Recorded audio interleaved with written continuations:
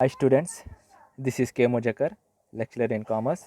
In today's video, we can discuss about the differences between entrepreneur and entrepreneurship. It is a compulsory question. It is a compulsory question for 4 marks or sometimes 12 marks, very important one.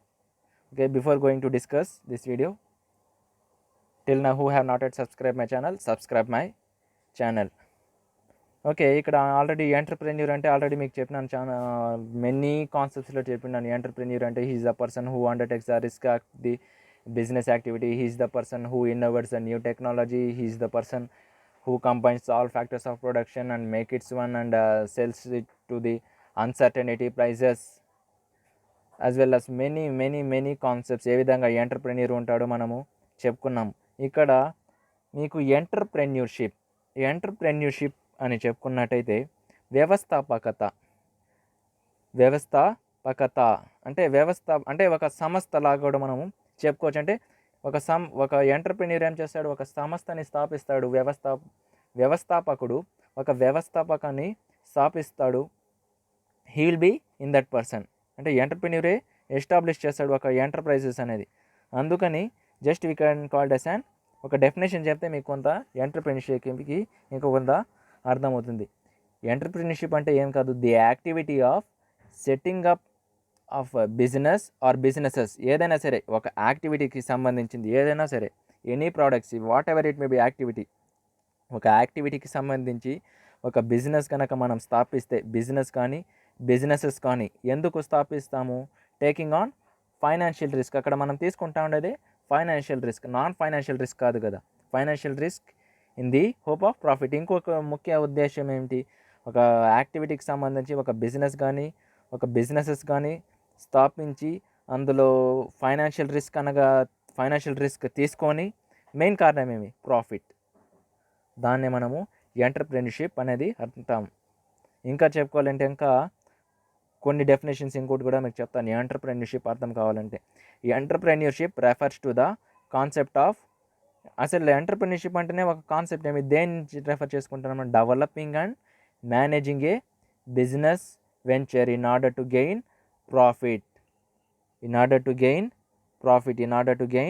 Profit అని మనము చెప్పుకోవచ్చు. Just ఇక్కడ మీకు ఒక definition అనేది రాస్తాను, then you will understand. First definition ఏమో, the activity of setting up. ఏం సెట్టింగ్ అప్ చేస్తున్నాము, ఏం ఎస్టాబ్లిష్ చేస్తున్నాము? ఏ బిజినెస్ కానీ బిజినెసెస్ కానీ దేం టేక్ చేస్తున్నాము? టేకింగ్ ఆన్ ఫైనాన్షియల్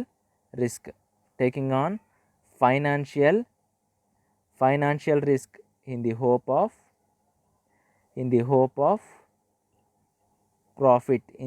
ఆఫ్ ప్రాఫిట్ని మనము ఎంటర్‌ప్రెన్యూర్షిప్ అనొచ్చు. ఇంకా డెఫినేషన్ చెప్పుకోవాలంటే, still some more definitions are there here, I will tell you. Entrepreneurship refers to the concept of, ఏం కాన్సెప్ట్ ఇక్కడ? డెవలపింగ్. ఏం డెవలపింగ్ చేస్తున్నాము? Developing and managing. ఇక్కడ ఏం మేనేజ్ చేస్తున్నాం మనము? బిజినెస్ని మేనేజ్ చేస్తున్నాం. ఒక బిజినెస్ వెంచర్ని మేనేజ్ చేస్తున్నాం. ఎందుకు మేనేజ్ చేస్తున్నాము? మనకు తెలిసింది, అక్కడ బిజినెస్ పెట్టేదే ఎందుకు మేనేజ్ చేస్తున్నాము? In order to gain profit by taking several risk. ఓకేనా? దాన్ని మనము ఎంటర్‌ప్రెన్యూర్షిప్ అని చెప్పుకోవచ్చు. సింప్లీ చెప్పుకోవాలంటే entrepreneurship is willing to start a new business. ఇప్పుడు అర్థమైందా what is mean by entrepreneur and entrepreneurship అనేది? ఓకే, ఇక్కడ ఎంటర్‌ప్రెన్యూర్ అంటే ఏమి? ఒక పర్సన్. ఇక్కడ ఎంటర్‌ప్రెన్యూర్షిప్ అంటే ఇది ఒక బిజినెసెస్ ఫైనాన్షియల్ రిస్క్ తీసుకుంటున్నాం కాబట్టి సెవరల్ స్టెప్స్ ఉంటుంది కాబట్టి ఎంటర్‌ప్రెన్యూర్ ఇస్ ఎ పర్సన్. మీరు యాడ్ చేసుకోవాలి. జస్ట్ మీరు రాసేటప్పుడు ఈ విధంగా పాయింట్స్లో రాసుకోకుండా, entrepreneur is a person who manages the entire business activity. Entrepreneurship is a process. Why? Because it involves many financial risk in the hope of profit. ఇక్కడ ఎవరు ఉంటారు? ఎంటర్‌ప్రెన్యూర్, ఆర్గనైజర్‌గా కూడా చెప్పుకోవచ్చు కదా. ఇక్కడ ఎంటర్‌ప్రెన్యూర్‌షిప్ అనేది వ్యవస్థాపకం, అంటే ఒక ఎంటర్‌ప్రెన్యూర్ స్థాపిస్తాడు కాబట్టి ఒక సంస్థ, అంటే ఒక ఆర్గనైజేషన్‌గా చెప్పుకోవచ్చు. ఇక్కడ ఎవరు ఉంటారు? ఎంటర్‌ప్రెన్యూర్‌లో క్రియేటర్ ఉంటాడు. ఇక్కడ క్రియేషన్స్ ఉంటాయి, అంటే ఇప్పుడు ఒక ప్రాసెస్లో లాట్ ఆఫ్ ఉంటాయి కాబట్టి క్రియేషన్స్ అని చెప్పుకోవచ్చు. ఇక్కడ విజువలైజర్, ఎవడు విజువలైజ్ చేస్తాడు ఫ్యూచర్ గురించి? ఎంటర్‌ప్రెన్యూర్. ఆ యొక్క ప్రాసెస్ని మనం ఏమంటాము? విజువలైజేషన్ అంటాం. విజువలైజేషన్ అంటాం. ఇక్కడ ఎంటర్‌ప్రెన్యూర్ అనేవాడు మోటివేటర్. ఎవరికి మోటివేటర్? ఎంప్లాయీస్కి. అంటే ఇక్కడ ఫైనల్గా ఒక ఎంటర్‌ప్రెన్యూర్‌షిప్కి ఓవరాల్గా ఎంప్లాయీస్ ఇక్కడ వర్క్ చేస్తున్నారు కాబట్టి మనము మోటివేషన్ అని చెప్పుకుంటున్నాం. కాకపోతే ఇక్కడ ఇండివిజువల్ గురించి చెప్పుకుంటున్నాము ఎంటర్‌ప్రెన్యూర్ సైడు, ఇక్కడ ఓవరాల్ సంస్థ గురించి చెప్పుకుంటున్నాం. ఇక్కడ ఎవరు ఉంటారు? లీడర్, అంటే ఎంటర్‌ప్రెన్యూర్ అనే లీడర్. ఇక్కడ ఓవరాల్గా ఒక వేవ్, ఒక పాత్ ఉంటుంది కాబట్టి మనం ఏమంటామంటే ఒక లీడర్షిప్ అనేది అంటాం. ఇంకా ఇక్కడ ఇమిటేటర్ అని చెప్పుకోవాలంటే మనకు తెలుసు ఆల్రెడీ. ఇమిటేటర్ అంటే the action of using some one or something. అంటే జనరల్గా మనం ఇమిటేటివ్ అంటే ఏం చెప్పుకుంటున్నాం? ఒక యాక్షన్ని మనం ఏం చేస్తాము? ఒకటి ఇంప్లిమెంట్ చేస్తాం, ఒకటి ఇంప్లిమెంట్ అనేది చేసుకుంటాం. సేమ్ హియర్ ఆల్సో ఇమిటేషన్, ఈ యొక్క ప్రాసెస్ని మనము ఇమిటేషన్ అంటాం. అంటే ఇమిటేటర్ అంటే మీకు టైప్స్ ఆఫ్ ఎంటర్‌ప్రెన్యూర్‌లో తీసుకున్నట్టయితే మీకు అర్థమవుతుంది what is mean by imitator. అంటే మనం జనరల్గా ఒక యాక్షన్ని తీసుకొని వాటిని ఒక using some one or something, the action of using some one or something as a model.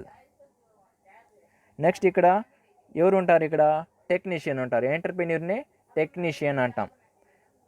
ఈ యొక్క ప్రాసెస్ని మనం ఏమంటాము? టెక్నీషియన్ ఏం చేస్తాడు? టెక్నాలజీని ఉపయోగించి ఆ యొక్క ప్రాసెస్ని పూర్తి చేస్తాడు. ఇక్కడ ఇన్నోవేటర్ ఉంటాడు, ఇక్కడ ఇన్నోవేషన్ ఉంటాడు. ఇక్కడ entrepreneur is also called as a decision maker. Here it is an decision making process. Next he is a risk taker. He is a risk taking business activity. ఇప్పుడే నేను చెప్పినాను కదా, ది యాక్టివిటీ, దీని యొక్క main ఇందులో ఏమేమి involve అయి ఉంటాయి? రిస్క్ ఇన్వాల్వ్ అయి ఉంటాయి. కాకపోతే మెయిన్ కారణం ఏంటి? లాభాల కోసమే. ఇక్కడ communicator, entrepreneur is a communicator to many persons, but when it in ఒక సంస్థకు తీసుకున్నట్టయితే, ఒక ఆర్గనైజేషన్ తీసుకున్నట్టయితే ఒక కమ్యూనికేషన్ అనేది ఏర్పడుతుంది. ఎవరెవరికి?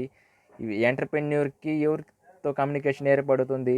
ఒక సంస్థతో ఏర్పడుతుంది కాబట్టి మనము వాటిని కమ్యూనికేషన్ అంటాం. అర్థమవుతుందా? ఎప్పుడు గుర్తుంచుకోండి, ఈ సైడ్ది ఒక ఎంటర్‌ప్రెన్యూర్ సైడ్ది ఒక ఇండివిజువల్ గురించి, ఇది ఓవరాల్గా తీసుకుంటా ఉండేది మనము ఒక ఆర్గనైజేషన్ గురించి. ఇక్కడ అడ్మినిస్ట్రేటర్ ఉంటాడు. వీటిని అంతా హ్యాండిల్ చేసేవాడిని మనం ఏమంటాము? ఒక అడ్మినిస్ట్రేషన్ అంటాం.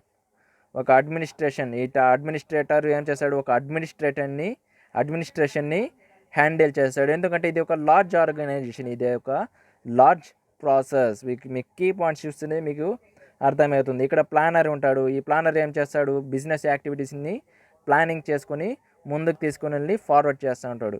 ఇక్కడ ఎవరైతే ఆ యొక్క యాక్షన్ని, అంటే ఆ యొక్క యాక్టివిటీ డీల్ చేస్తాడో వాటిని ప్రోగ్రామర్ అనేది మనం చెప్పుకుంటాం.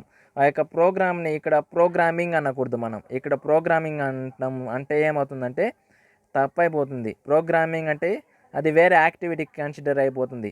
అంటే ఇక్కడ ప్రోగ్రామర్ అంటే ఒక యాక్టివిటీస్ని పర్ఫామ్ చేసే వాళ్ళని మనం ప్రోగ్రామర్గా కన్సిడర్ చేయొచ్చు ఒక ఎంటర్‌ప్రెన్యూర్‌షిప్ బిజినెస్లో. ఇక్కడ యాక్షన్ అంటే ఈ ప్రోగ్రామర్ యాక్టివిటీని మారిస్తే దాన్ని ఏమవుతుంది? యాక్షన్గా మారుతుంది. వీడి యాక్షన్ నుంచి, అంటే ప్రాసెస్ సెవరల్ టేక్స్లో రిస్క్ తీసుకొని ప్రాసెస్గా చేస్తే దాన్ని ఒక యాక్షన్ అనేది మనం చెప్పుకుంటాం.